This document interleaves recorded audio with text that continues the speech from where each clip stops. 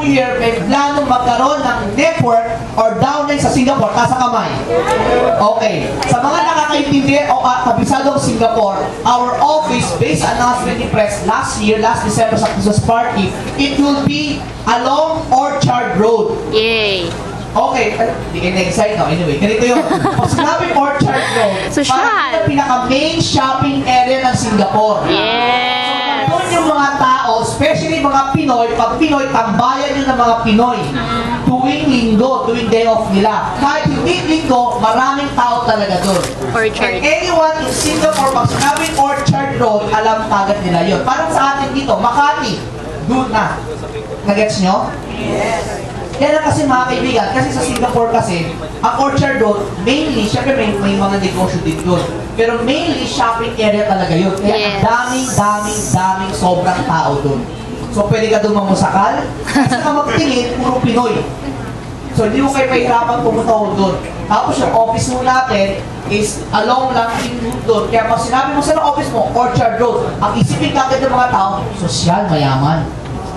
Kasi mga kaibigan, prime location po ang Orchard Road. Parang dito, pag sabi sa office mo, Makati, sosyal. Diba? Ano yung ganon? Doon naman, ganon din mo doon. E baka sabihin tayo, Quezon Avenue, kapatid, sisigan na kasi doon sa Makati, okay din ang Quezon Avenue. Tama? Totoo naman ha? Okay, totoo lang mga kaibigan, saan ka makakakuha na sariling building sa Makati ngayon? Sisigan na. Pangalawa, ang traffic pa sobra. Tama mali? Maganda kasi sabi, solong-solo natin. Tama? Kaya dapat ng mga kaibigan, pag sumasakay na, sakay baba. Sakay baba sa Royal. Alam na kagad, landmark na kagad ang Royal Building. Parang kayo dito, di ba? Pag sumasakay ka na dito, saka baba, sa Kenny Rogers, sa Kenny Rogers. Di ba? Kenny Rogers eh, di ba? Parang araw, saka baba, sa Royal. Kasi bakit? Dapat natapat na kagad eh.